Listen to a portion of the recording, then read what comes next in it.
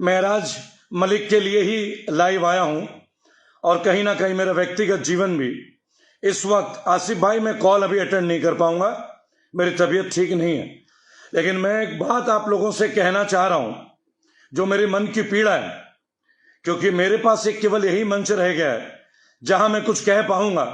फिर चाहे वो महराज मलिक की बात हो, चाहे पीएसए की बात हो।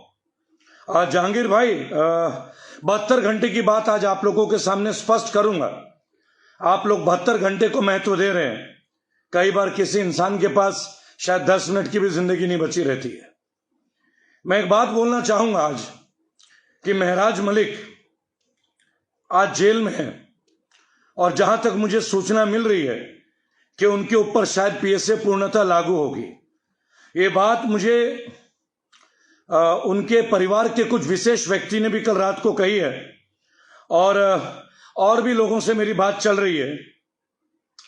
तो मैं एक विषय में आप लोगों से पूछना चाहता हूं। भूपेश जी, नवरात्र जितना आपके लिए उतना मेरे लिए भी है। मुझे अगर शराब पीना हो ना तो ये सुबह की बात नहीं। वैसे भी मुझे डायबिटीज है। ये जो मेरी आंखों की स्वेलिंग दिखती है आपको, तो डायबिटीज में इसको मना किया जाता है। और मैं ये समझता हूं कि नफरत कीजिए पर इतना मत कीजिए कि कोई इंसान सही भी चले तो आपसे नफरत करना लगे, है ना। बहरहाल मैं महराज मलिक के बारे में एक सूचना आपको देना चाहता हूं भी। पहले सुनिएगा और फिर आप लोग जो चाहते हैं मुझे बताइएगा। 72 घंटे जब मैंने ये वीडियो देखा था, जब उनके मुकदमे का, मेरे पे डोजियर भी है, तो मैंने देखा कि किस आधार पे उनके ऊपर पीएसए लगा था। गाली गलौच, मारपीट की धमकी, मुंह में थूकने की धमकी। तो ये सब हाइनियस क्राइम नहीं होता, तो 72 घंटे के पहले उन्हें छोड़ा जा सकता था। इसलिए मैंने बोला था 72 घंटे।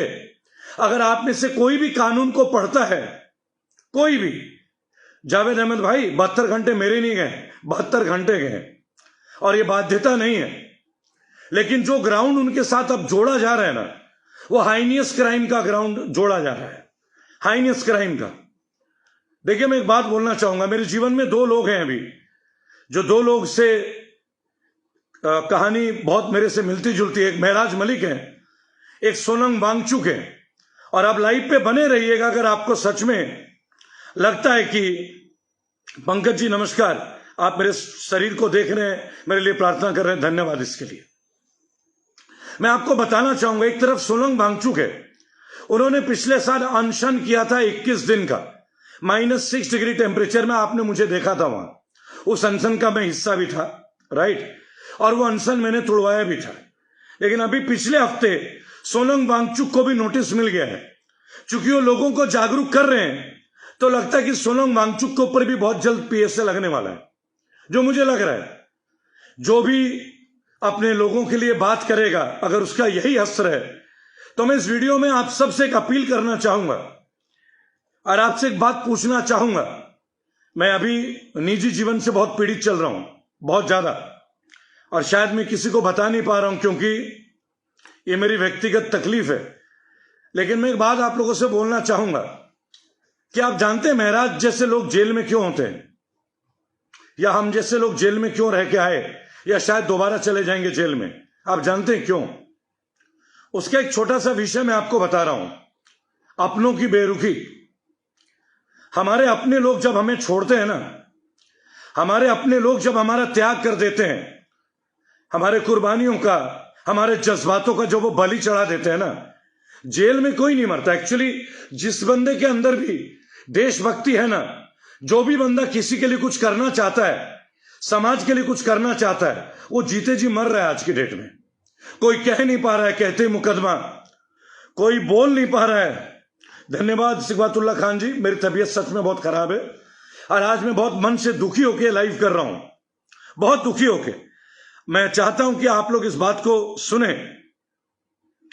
मुदस्सिर भाई, लोगों के लिखने से कुछ नहीं होता है। हमारे हिस्से की लड़ाई हम जानते हैं।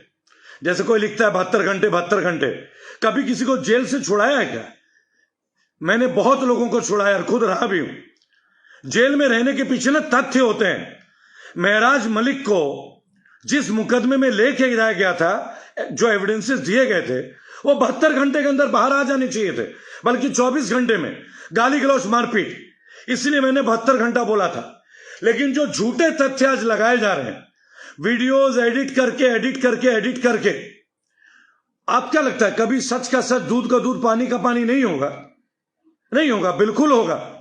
कई केसेस हैं जब माननीय कोर्ट ने भी देश से माफी मांगी है किसी निर्दोष को सजा देते हुए। लेकिन मैं आप लोगों से आज एक बात पूछना चाहता हूं, क्या आप लोग चाहते हैं कि मैं आमरण अनशन पे बैठूं डोडा में? मैं आप लोगों से एक सवाल पूछना चाहता हूं। आप लोग मुझे देखते हैं, आप लोग हमेशा मेरे साथ खड़े होते हैं। क्या आप लोग चाहते हैं कि मैं आमरण अनशन पे, हंगर स्ट्राइक टिल डेथ, क्या मैं इसको शुरू करूं डोडा में आके, जहां से महराज मलिक एमएलए थे? क्योंकि देखिए, सरकार अपना काम कर रही है। आजकल सोशल मीडिया में उनके वीडियोस को कट करके लगाया जा रहा है, राइट? जस्ट एक बात, आप लोग लाइन पर रहिएगा।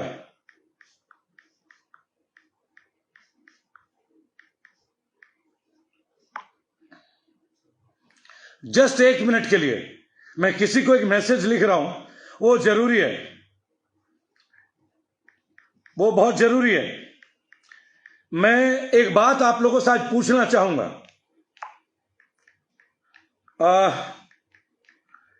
मैं बहुत सोच समझ के एक बहुत बड़ा कदम उठाने जा रहा हूं, क्योंकि मेरी बुद्धि जहां तक है, जहां तक मेरी सहन शक्ति है, और ये मैं इसलिए नहीं कर रहा हूं कि कोई मुझे लिख रहा है, कोई मुझे पूछ रहा है कि 72 घंटे का क्या हुआ। क्या आप लोग चाहते हैं कि मैं आमरण अनशन में बैठूं? जीवन में कई बार ऐसा हुआ जब मैं बहुत निराश हुआ अपने आप से, बहुत निराश हुआ, बहुत। कई बार ये लगा कि आत्महत्या कर लूं, सुसाइड कर लूं। मैं आज आपको मन की पीड़ा बता रहा हूं, लाइव पे बने रहिएगा, बने रहिएगा। मेरे जीवन में कुछ ऐसे दौर थे जब मैं बहुत अकेला था, बहुत अकेला था, और मुझे लगा कि मैं आत्महत्या कर लूं, क्योंकि मैंने अपनों की बहुत बेरुखी देखी है। और आज मुझे लगता है कि एक वजह मुझे मिल गई है कि आत्महत्या कोई क्यों करे। अगर प्राणों का त्याग ही करना है ना, अगर जीवन छोड़ना ही है, तो किसी ऐसे काम करके जीवन को छोड़ दें कि आपके जाने के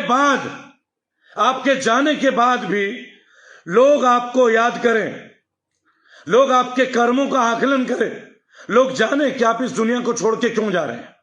लोगों को जानना चाहिए, है ना? तो मैं रेबल सदानंद पति पूरे होशो आवास में आज सुबह 10:27 में आप सबसे एक बात कहना चाहता हूं कि मैं महराज मलिक के लिए आमरण अनशन करना चाहता हूं। और अगर मेरी आवाज में कहीं तल्ख है, अगर मेरी आवाज में कहीं दम है, अगर मेरे कर्मों में कहीं शुद्धता रही है, अगर मैंने इस जीवन में कभी कोई अच्छा कार्य किया है, मैं मानता हूं बहुत भूल चूक हुई होगी, बराबर, लेकिन मुझे यह लगता है कि अब मुझे वहां होना चाहिए, वहां जाना चाहिए जहां से लोग गली गली में किसी के लिए निकलना चाहते हैं।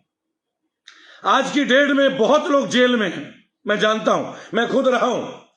मैंने डीसी साहब को कॉल करने से कुछ नहीं होगा, मैंने कॉल कर लिया, मैंने बात कर ली थी, और डीसी साहब ने कहा था कि मेरी और आपकी बात आप पब्लिक में ना बताएं। ये डीसी हरविंदर जी की बात थी मेरे साथ।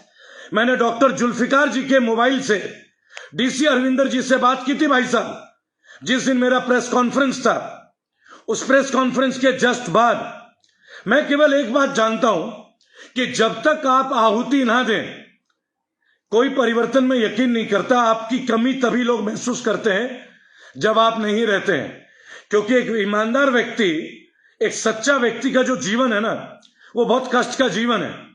मैं अत्यंत पीड़ा के साथ आज आपको एक बात बोल रहा हूं। मैं बराही भाई, मुझे कभी व्यूज की जरूरत नहीं, मेरे व्यूज ऑलरेडी हैं।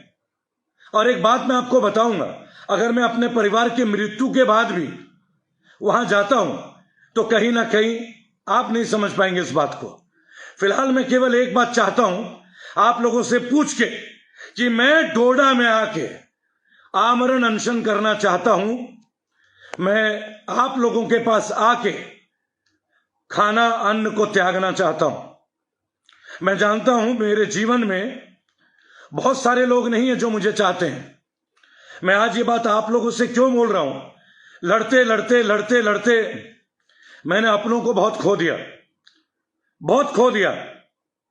और इतना खो दिया ना कि जब मैं जेल में भी था मैं बहुत अकेला रहता था।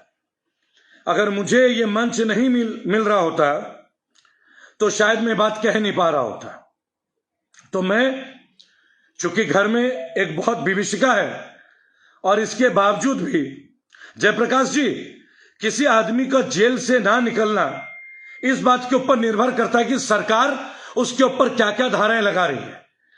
जो महराज मलिक का केस था ना, वो केवल गाली गलौच का है। 72 घंटे भी नहीं लगने चाहिए थे उन्हें जेल से बाहर आने में। लेकिन जो वीडियोस को एडिट कर करके, झूठे झूठे फ्रॉड वीडियोस को एडिट करके लोगों के गंदे इंटरव्यूज लाके दिखाए जा रहे हैं ना, वो केवल एक चालबाजी है। क्योंकि महराज मलिक दबा नहीं, वो झुका नहीं। मैं डोडा आने वाला हूं और आज मैं महराज मलिक के घर वालों से बात करूंगा और मैं डीसी हरविंदर जी से भी आज बात करूंगा और मैं ऑफिशियल परमिशन मांगूंगा कि मैं अनशन पे, आमरण अनशन पे जाना चाहता हूं। मैं आना चाहता हूं कानूनन तौर पे। उसका कारण है हमारे देश में जितने भी क्रांतिकारी हुए, उसमें एक बात मैंने देखा था कि आपके ऊपर तब पीएसए नहीं लगेगा जब आप कुछ बोलोगे नहीं। हम अपने प्राणों का तो त्याग कर सकते हैं ना, हम अपने प्राणों का त्याग कर सकते हैं। अगर कानून हमें नहीं सुनेगा तो प्रकृति सुनेगा। और वैसे भी मेरी परवाह ज्यादा लोगों को नहीं है। मैंने बात बहुत लंबे समय पहले देख लिया था और बहुत सारे लोग चिल्लाते हैं फंड्स, डोनेशन।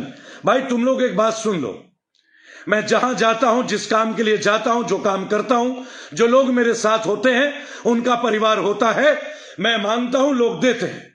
मुझे ना महराज के नाम से कभी मांगा, मैंने मांगा तो अपने फाउंडेशन के लिए। पहली बात, ये मेरा अधिकार है, ये मेरी अधिकार है। क्योंकि मैं कोई सरकारी मुलाजिम नहीं हूं तो मुझे इन कमेंटों से कोई फर्क नहीं पड़ता। और हां, लोग कमेंट करते हैं तभी करते हैं ना जब हम में कोई बात होगी।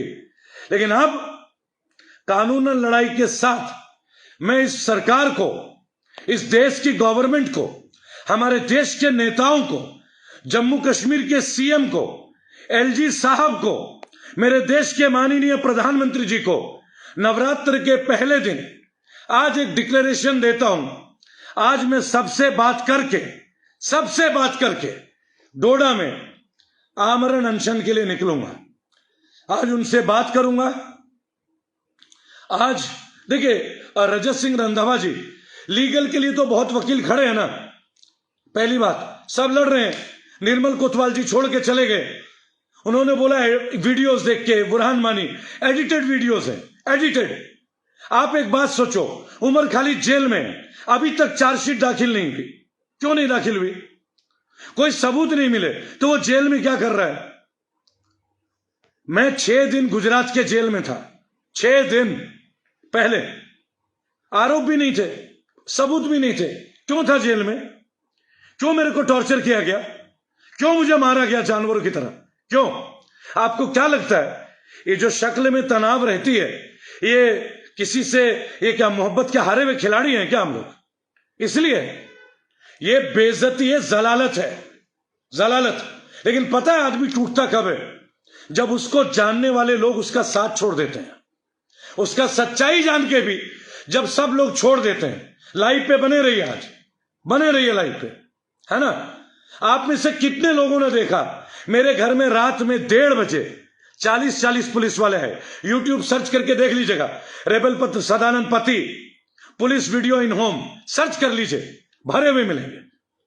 मेरे व्यूज नहीं थे, दूसरों के। हम ये व्यूज के लिए नहीं करते हैं। जब बेइज्जती होती है ना, मोहल्ले में खींच के लेके जाते हैं तो मोहल्ले वाले मजा लेते हैं। इसके साथ तो यही होना था। और तो और सगे भाई बहन भी बोलते हैं तुझे क्या जरूरत थी, ज्यादा हीरो बनना था, है ना। आज महराज मलिक किसके लिए लड़ रहा था? डोडा के लोगों के लिए, डोडा के लोगों के लिए। आज मैं बोल नहीं पा रहा हूं, मैं आपको बताऊं, मुझे बहुत तकलीफ है अंदर से। मैं शारीरिक तौर से बिल्कुल ठीक नहीं हूं, बिल्कुल भी ठीक नहीं हूं। मैं केवल एक बात बताया जा रहा हूं पंकज झा जी, ना तो मैंने कभी पत्थरबाजों का साथ दिया है, ना है कोई आतंकवादियों का। क्योंकि कारण क्या है ना भाई साहब, मैं लाइव हूं, अभी आपको कॉल कर रहा हूं, चैनल पे लाइव हूं। एक बात मैं बोलूंगा, आतंकवादियों का इलाज तो हमारी इंडियन आर्मी कर रही है। हम क्यों बात कर रहे हैं आतंकवाद के ऊपर? हम बात कर रहे हैं महराज मलिक के ऊपर। हम बात कर रहे हैं तमाम उन लोगों के लिए जो अपना घर छोड़ के लड़ते हैं लोगों के लिए, और बाद में जेलों में कैद हो जाते हैं, अकेलापन उन्हें घेर लेता है, और तड़प तड़प के उन लोगों की मृत्यु होती है। क्या बोलेंगे आप? डॉक्टर काफिल खान ने गोरखपुर में बच्चों की कितनी मदद की थी, उन्हें उठा के डाल दिया था, सेडिशन के चार्जेस थे उनके ऊपर, सेडिशन के। तो आज कुलविंदर जी, जितने लोग मुझे लाइव देख रहे हैं, आज मैं बात करूंगा महराज के वालिद से। महराज सुनो, पार्टी की बात नहीं है, आम आदमी पार्टी का आदमी मेरे से बात ना करे, मुझे आप लोगों की जरूरत नहीं है। अगर आप महराज मलिक को सपोर्ट करते हैं, धन्यवाद। मैं कोई पार्टी के लिए नहीं आया, ना मैं कोई पार्टी के लिए आया, सीधी बात। मनीष सिसोदिया मेरे दोस्त थे, दोस्त हैं, दोस्त रहेंगे। संजय सिंह मेरे भाई हैं, भाई है, भाई रहेंगे। वो लड़ता है, आवाम के लिए लड़ता है। 30 मुकदमे उस पे भी, मेरे पे भी है, उस पे भी है, लड़ते हैं वो लोग, सीधी बात। आज बात करूंगा महराज मलिक के पेरेंट्स से, और जो लोग मुझे देखते हैं, और डोडा से मुझे मैसेज आ रहा है कि ये क्या आप आएंगे, कोई मुहिम को छेड़ेंगे, तो चलिए हाथ उठा के वचन, हाथ उठा के वचन। बस मैंने कभी गंदे लैंग्वेज का यूज नहीं किया, गाली गलौच नहीं की। किसी ने धमकी दी तो उसे धमकाया ढंग से। मैंने डीसी साहब हरविंदर जी से क्षमा मांगी महराज मलिक के लिए, फोन पे बात की। उन्होंने बोला भीड़ को लेकर मत आना, आप अकेले आना। मैं आपको सारी बात बताऊंगा, ये डिस्पेंसरी का मसला नहीं है, ये डीसी हरविंदर जी ने मुझे बताया। मैं लाइव आके बोल रहा हूं, डॉक्टर जुल्फिकार के मोबाइल नंबर से। डॉक्टर जुल्फिकार ने मुझे अपने फोन से बात कराई। मेरी बात सुनिए, मैंने कितने ड्रग पेडलर्स को जेल भेजा, मैंने लाइव ड्रग लोगों को पकड़ाया, प्रोस्टिट्यूशन रैकेट क्लोज करवाए, मेरे पे मुकदमा हुए लाइव होने पे भी, बराबर। तो मैं अपने देश से प्रेम करता हूं, और जो लोग मुझे प्रेम करते हैं, आप जैसे लोग, क्योंकि मेरा अगर अपनापन बोले ना तो नहीं है, मेरे पास नहीं है। इस मामले में मैं बहुत अकेला हूं। एंड कोई बात नहीं, भगवान ने मुझे जैसा बनाया, जो उचित समझा, मैं उसे स्वीकार करता हूं, अच्छे से स्वीकार करता हूं, बराबर। मैं आज से 6 साल पहले एक बार सोचा था आत्महत्या कर लूं, किसी बात पे, जब मैं बहुत अकेलापन महसूस कर रहा था। शायद कर ही लेता, ट्राई कर ली थी। ईश्वर की बड़ी कृपा रही या कुछ बात रही, मुझे एक बात महसूस हुआ, किसी ने मुझे एहसास दिलाया कि तुम बहुतों के लिए बहुत कुछ हो, एक काम मत करो। मैं पिछले कुछ दिनों से बहुत मानसिक तौर से तनाव में गुजर रहा हूं, और पता नहीं, ऐसा लगता था जैसे मेरी जिंदगी में कुछ बचा नहीं है, कुछ है नहीं। बीवी बच्चे माँ बाप तो सबके होते हैं, नया क्या है, नया क्या है, सबके पास ही होते हैं, है ना। जब इस दुनिया में आए तो हो गई। मुझे कष्ट है बहुत सारी चीजों के लिए, उन नाम में उस लड़की का रेप, अंकिता भंडारी का ना बच पाना, लेकिन मैंने अंकिता भंडारी के रेप, जो रेपिस्ट थे उनको तो अंदर घुसेड़ दिया, बराबर। मेरे एक परिवार के बहुत ही अजीज व्यक्ति ने बोला कि उनके रिश्तेदार उन्हें बता रहे कि मैं एंटी गवर्नेंस हूं, सरकार के खिलाफ हूं। मुझे बहुत पीड़ा होती है जब मेरे कोई अपना आदमी मुझसे ये बात कहता है, एंड मैं बहुत पीड़ित होता हूं, बहुत दुखी होता हूं, मुझे बहुत प्रॉब्लम होती है अपने अंदर। आप मुझे बताएं सरकार क्या होता है, क्या होता है गवर्नमेंट हमारे लिए? हम ही बनाते हैं सरकार। और जब कोई अन्याय के विरुद्ध आवाज उठाता है और उसके ऊपर मुकदमे लिख दी जाती है, गुजरात में, उत्तराखंड में, उत्तर प्रदेश में, चंडीगढ़ में, जिस पीड़ा से वो गुजरता है ना, चाहे उसके परिवार वाले, चाहे वो पीड़ा सहनीय हो जाती है। आपको मालूम है मैं महराज के लिए क्यों पीड़ित हूं? क्योंकि अगर पीएसए अच्छे से लग गया, उसकी जिंदगी बर्बाद हो जाएगी। लोग जेल में रह के इलेक्शन जीत जाते हैं। आप जानते हैं देश का कानून कितना अच्छा कानून है। देखिए, आप जेल में रह के इलेक्शन लड़ सकते हैं, पर आप जेल में रह के वोट नहीं दे सकते।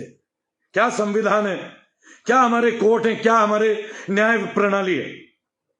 मुझे लगता है मेरी 50 साल की उम्र में मैंने बहुत उतार चढ़ाव देखे, बहुत। मैंने जीवन को बहुत करीब से देखा। मैंने अपने लोग खोए, मैंने अपने उन लोगों को खोया जिन्हें शायद मैं कभी खोना नहीं चाहता था।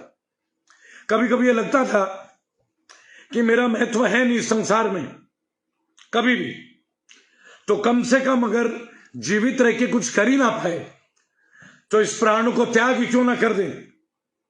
आत्महत्या नहीं, किसी लक्ष्य के लिए, किसी अच्छे कार्य के लिए अगर अपना जीवन जाए। कई बार ब्लड डोनेट किया, कई बार लोगों के लिए लड़ा।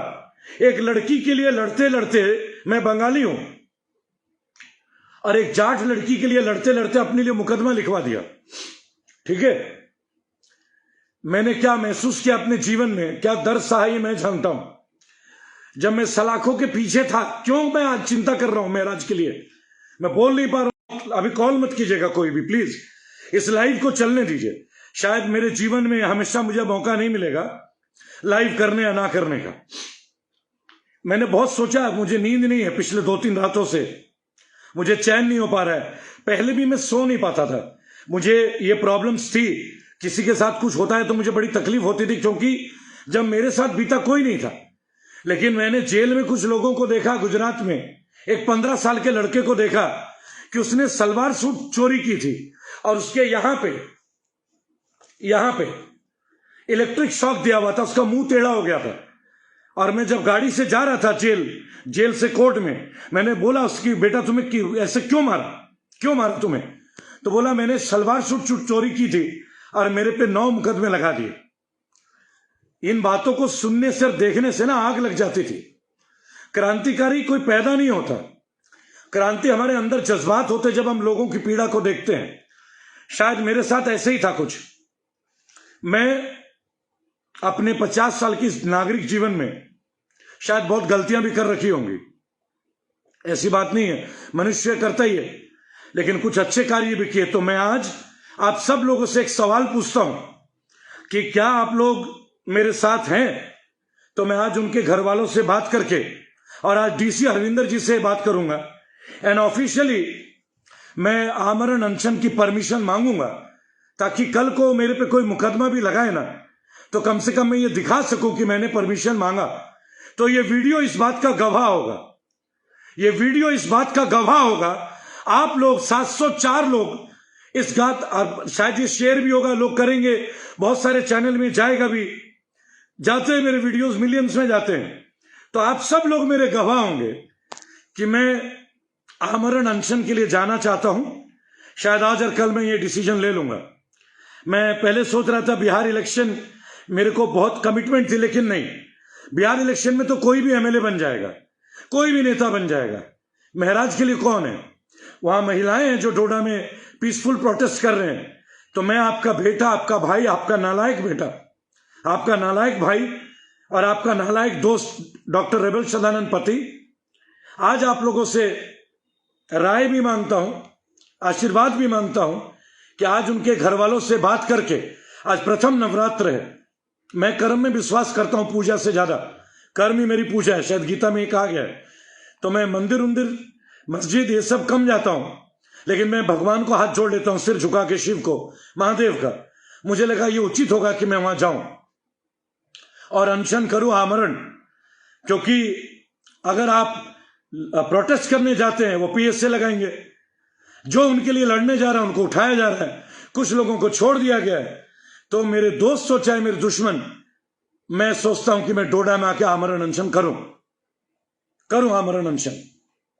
तो अगर आप लोग चाहते हैं, अगर आपको लगता है कि मेरा ये फैसला उचित है, ताकि सरकार को लगे कि इस दुनिया में कुछ मतवाले हैं आजादी के, इस दुनिया में कुछ लोग हैं, इस दुनिया में कुछ ऐसे हिंदू भी हैं जो हिंदू मुसलमान नहीं देखते, वो पहले भारतीय हैं। तो महराजुद्दीन मलिक एक मुस्लिम, मैं डॉक्टर रेबल सदानंद पति एक भारतीय हिंदू, गर्वित भारतीय हिंदू, मैं महराज के लिए इतना तो कर ही सकता हूं। इसके लिए मुझे कोई ज्यादा सपोर्ट की तो जरूरत नहीं है। मैं खाना का त्याग तो कर ही सकता हूं, मैं अन्न को त्याग तो कर ही सकता हूं। और अगर इस प्रक्रिया में मेरे प्राण जाते हैं तो मुझे बड़ी गर्व होगा, मुझे बड़ी खुशी होगी कि मैं किसी के काम आ सका आवाज उठाने में। मैंने कहीं पढ़ा था, अगर साथ खड़े होकर लड़ ना पाओ तो उसकी आवाज बनो, अगर उसके लिए आवाज ना बन पाओ तो उसके लिए लिखो, अगर उसके लिए लिख ना पाओ तो प्रार्थना करो, कहीं तो खड़े हो। तो मैं डॉक्टर अबेल सदानंद पति आज अपने परिवार के तमाम लोगों से क्षमा मांगता हूं कि शायद मैंने कभी किसी को ठीक नहीं कर पाया। मैं बहुत गलत रहा हूं अपने जीवन में। मैं शायद हमेशा सामाजिक कार्य जिसे लोग सोचते हैं, मैंने प्रयास तो बहुत किया सबके लिए, लेकिन मैं ऐसे ही हूं और मैं ऐसे ही रहना चाहता हूं जब तक मैं जीवित हूं। मैं और बदल नहीं सकता, मैं और बदलना भी नहीं चाहता, और मैं परिवर्तन में विश्वास नहीं करता कि लोग अपना चरित्र बदल ले। मैं एक ही बात में विश्वास करता हूं कि अगर आप सच्चे हैं तो दुनिया को छोड़ दीजिए, पर सच्चाई को मत छोड़िए, मत छोड़िए सच्चाई को, बस। तो आज आप लोगों का समर्थन, मैं जानता हूं मेरी वीडियो को रोका जा रहा है क्योंकि फेसबुक में लिखा हुआ है रेस्ट्रिक्शंस, मेरे चैनल को ऑलरेडी रेस्ट्रिक्ट कर दिया गया है। लेकिन मैं एक बात बोलता हूं, एक चैनल को रोकोगे बराबर, मुझे रोक सकते हो, मैं जाऊंगा। मुझे कई बार अरेस्ट किया गया एयरपोर्ट पे भी, कोई नई बात नहीं है। मैं अभी जम्मू में था तो वहां मुझे मेरे होटल केसी होटल में मैं रुका था, वहां पे पुलिस वाले आए थे इंटेलिजेंस के, मेरा फोटो ले रहे थे। तो वहां एक ड्राइवर ने बोला कि आपका फोटो खींच के कोई भेज रहा है। मैं बाहर गया, रामपाल नाम था उनका, रामपाल जी अच्छे व्यक्ति हैं, इंटेलिजेंस का उनका काम है, ड्यूटी है उनका ये काम करना, तो वो करेंगे बराबर। मैंने बोला आप ऐसा क्यों कर रहे हैं? बोला हमें आपकी फिक्र है। तो मुझे अच्छा लगा, तो मैंने कहा मेरी फिक्र है तो मुझसे बात क्यों नहीं कर रहे हो? मेरा फोटो कहां भेज रहे हो? बात करा दो एसएचओ साहब से। बोला आप कब तक रहेंगे? तो मैंने कहा हो सकता है आज या कल, फिर मैं सुप्रीम कोर्ट जाऊंगा। लेकिन क्या है ना, बड़े बड़े वकील महराज मलिक का केस छोड़ रहे हैं, प्रेशर तो है, प्रेशर तो है। तो मैं उनका स्टैंडिंग कोई एडवोकेट तो हूं नहीं बराबर, लेकिन मैं उनके वकीलों को फिर भी बोलूंगा हौसला अफजाई। शेख शकील साहब, आपू सिंह सलाथिया, आप लोग मेहनत कर रहे हैं, रोज मुखातिब होते हैं, मिलने भी गए। मैं चाहता हूं मैं महराज से तब मिलूं जब महराज बाहर आए, तब तक मैं आप लोगों के साथ डोडा में आमरण अनशन। आज उनके पिताजी और डीसी साहब से मुझे परमिशन ले लेनी दीजिए, क्योंकि लोग एडिट करते हैं मेरे वीडियो को भी ना, बहुत लोग कट कट कट कट करके करते हैं। मैं जब आ रहा था तो मैंने एक वीडियो बनाई थी, अगर आप स्वतंत्र पत्रकारिता को जीवित रखना चाहते हैं तो हम लोगों को फाइनेंशियली भी सपोर्ट कीजिए। अब जम्मू का एक थर्ड क्लास पत्रकार है, थर्ड क्लास, क्योंकि पत्रकार ना जेन्युइन होने चाहिए। उन्होंने मेरे वीडियो को दिखाया और बीजेपी के कुछ लोगों से बाइट्स लिए और कहा देखो डोनेशन मांग रहा है महराज के नाम से। अबे इडियट, मैं इडियट बोल रहा हूं तुम्हें लिटरली। मैंने बोला है स्वतंत्र पत्रकारिता को बचाने के लिए, बराबर बराबर। तो कम से कम पढ़ना लिखना तो सीख लो मेरे भाई। पढ़े लिखे नहीं हो तो माइक कैसे संभालते हो, कैसे करते हो जर्नलिज्म? तुम्हारे हाथ यूं यूं कांप रहे थे। चलो अब मैं एक बात बोलता हूं, मैं आज भी बोलूंगा, क्यों ना मांगे हम। हर वो व्यक्ति जो घर से बाहर निकलता है, क्या उसके बाप का पेट्रोल पंप है जो उसकी गाड़ी में डीजल फ्री में डलेगा?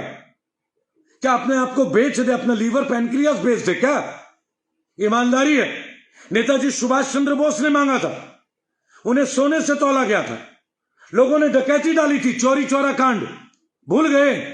चंद्रशेखर आजाद, अस्त्र और शस्त्र की भी जरूरत पड़ी थी आजादी की लड़ाई अंग्रेजों के खिलाफ लड़ने के लिए, गलत तो नहीं है क्या? लेकिन अब मैं अनशन करने वाला हूं तो मुझे कोई फाइनेंशियल हेल्प नहीं चाहिए। दुआ कीजिएगा, दुआ कीजिएगा, आशीर्वाद दीजिएगा।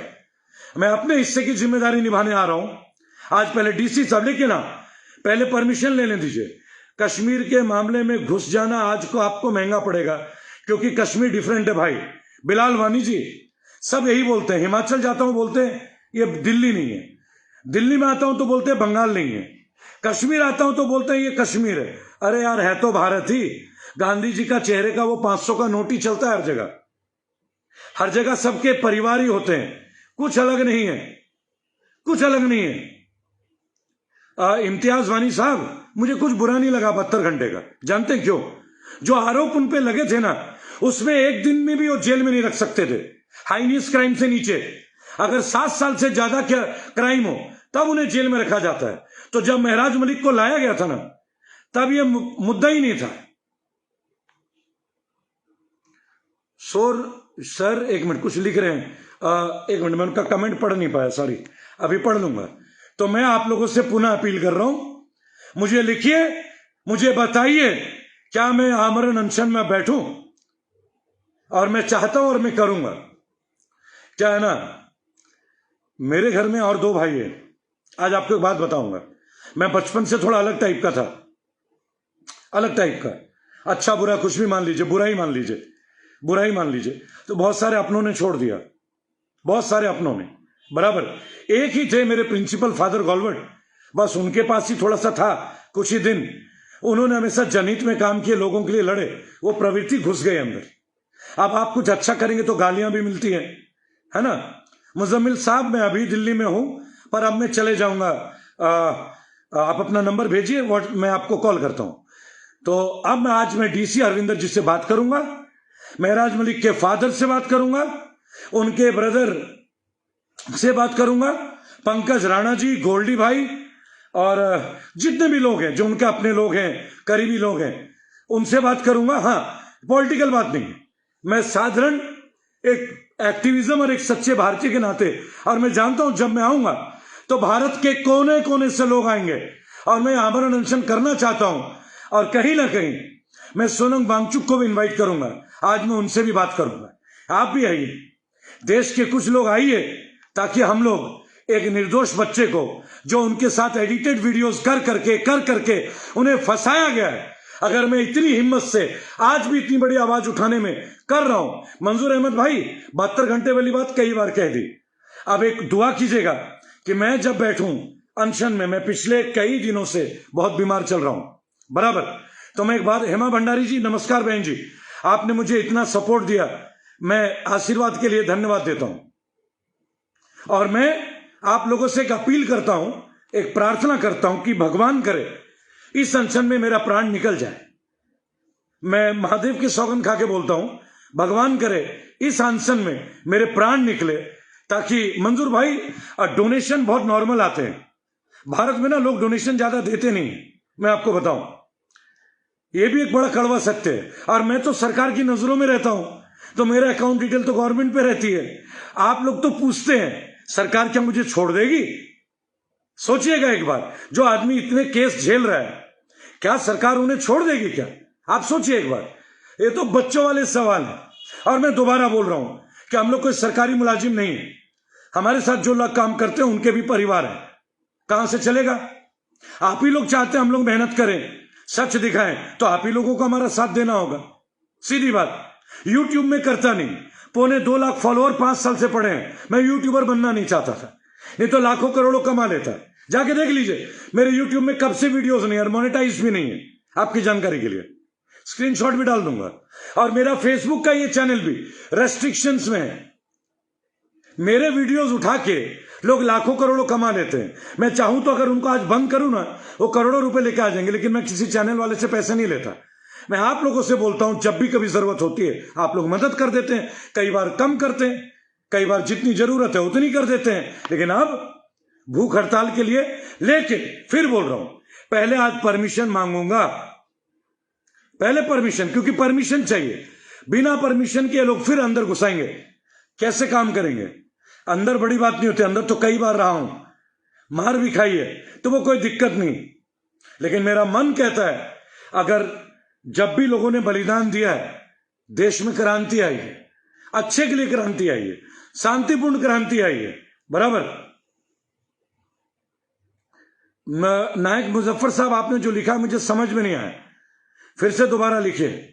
तो मैं हिम्मत नहीं हार रहा हूं, मैं तमाम माताओं बहनों भाइयों से अपील करता हूं कि मैं आऊंगा, आज पहले परमिशन की बात करता हूं, और मैं भूख हड़ताल में बैठना चाहूंगा। इम्तियाज भाई, मैं आपको कॉल करूंगा मेरे भाई, जरूर करूंगा। और खिलाफत तो दुनिया का काम है, मुझे इतना मालूम है, ये डोडा है, ये जम्मू कश्मीर है, सारे लोग उठ के आ जाएंगे, सारे लोग आ जाएंगे, और जब शांति की बात करेंगे तो आपको सब महसूस होगा। तो इसीलिए एक बात आपसे कहना चाहूंगा, आज सबसे बात करके मैं अपना फैसला ले रहा हूं, और आगे जो होगा वो ऊपर वाले को मंजूर होगा। मेरी उनमें आस्था है। नवरात्र की ढेर सारी शुभकामनाएं। वंदे मातरम।